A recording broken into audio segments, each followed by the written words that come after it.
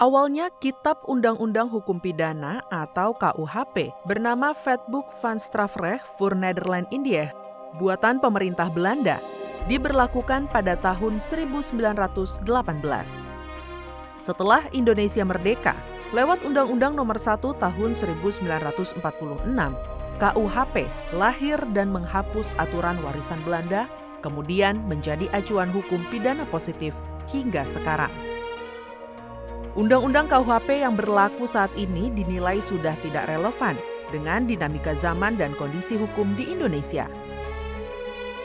Pengaturan tentang hukum pun didominasi dengan hukuman pembatasan kebebasan atau hukuman penjara yang turut menyumbang masalah pada kelebihan kapasitas di lapas, serta sejumlah masalah lain yang berkaitan perkara pidana. Sempat tertunda pengesahannya di tahun 2019. Revisi KUHP mendapat penolakan berupa aksi demonstrasi oleh mahasiswa dari berbagai universitas di depan Kompleks Parlemen Senayan.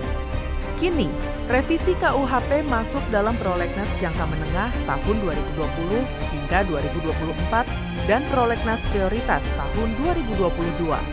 Harapannya bisa diselesaikan pada masa sidang kelima DPR RI tahun 2022. Anggota Komisi 3 DPR RI Arteria Dahlan menyatakan, koreksi dari masyarakat justru diperlukan dalam pembahasan RKUHP. Siapapun yang masih belum jelas, siapapun yang masih mengatakan ada kurangnya, harus disempurnakan, datang ke kita. Ya. Dalam sesingkat-singkatnya kita akan berdiskusi, dan memang kalaupun terbukti kita harus lakukan upaya korektif, ya, nanti kita lakukan pembahasan. Sementara itu, anggota Komisi 3 DPR RI Nasir Jamil mengatakan, jika pembahasan sudah selesai, setiap fraksi di DPR RI diharapkan bisa menelaah kembali isi dari revisi tersebut. Karena KUHP akan dijadikan payung dasar hukum yang mengatur delik pidana yang ada di Indonesia. Namun sebelum itu, Nasir juga berharap agar aktivis maupun stakeholder diberikan ruang untuk memberikan masukan dan koreksi. Mereka para akademisi dan juga para aktivis yang selama ini memang menguliti satu persatu perubahan kitab hukum pidana kita tersebut. Harapan kami mudah-mudahan DPR bisa memberi ruang untuk mereka, ya, memberikan ruang kepada mereka. Apakah ruang untuk mereka itu diberikan melalui fraksi-fraksi atau diberikan ruang secara langsung kepada mereka. Nasir Jamil menambahkan masih ada beberapa hal yang perlu diperbaiki berkaitan dengan beberapa peraturan hukum yang belum sinkron dengan KUHP terkait hukuman sanksi yang beririsan dengan undang-undang lainnya. Dalam kesempatan lain, saat menjadi narasumber dalam diskusi forum legislasi bertajuk Revisi KUHP dan Nasib Hukum Indonesia di Kompleks Parlemen belum lama ini, anggota Komisi 3 DPR RI Arteria Dahlan kembali menjelaskan setelah melalui perjalanan pembahasan yang sangat panjang serta melibatkan para ahli dan masyarakat di seluruh Indonesia, revisi KUHP diyakini akan menjadi undang-undang yang terbaik dan revolusioner. Menurutnya, pembahasan revisi KUHP telah dilakukan dengan sangat detail dan penuh kehati-hatian, sehingga akan menjadi kitab yang berguna bagi bangsa dan negara.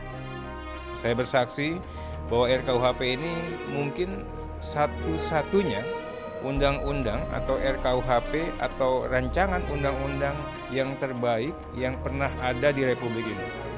Bayangkan sudah sampai 7 presiden, sudah melibatkan ratusan ahli, dan beberapa ahli sekarang ini hanya tinggal beberapa lah yang ada, Prof. Tuti dan sebagainya.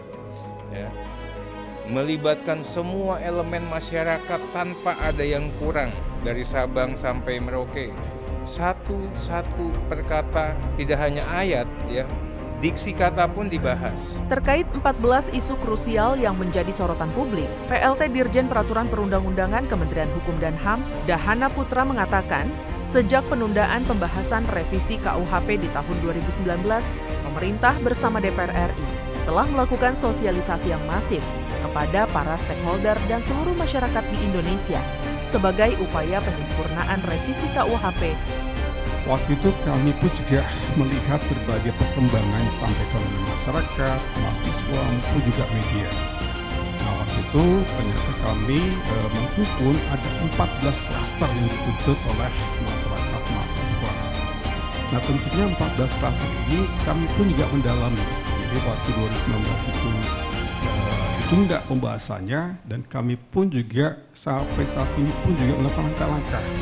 Kita sosialisasi ke berbagai stakeholder, ke 12 provinsi, bahkan juga masifnya dengan virtual. Upaya pembaruan hukum pidana terus berjalan sejak tahun 1958.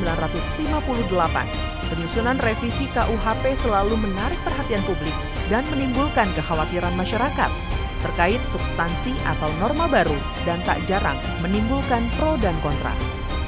Untuk itu DPR RI berkomitmen untuk menyelesaikan revisi KUHP dengan melihat perubahan hukum yang ada agar revisi KUHP bisa menjadi payung besar hukum pidana yang akan menjaga kedaulatan hukum Indonesia dan melindungi masyarakat dalam kondisi apapun. Tim Liputan TVR Parlemen melaporkan.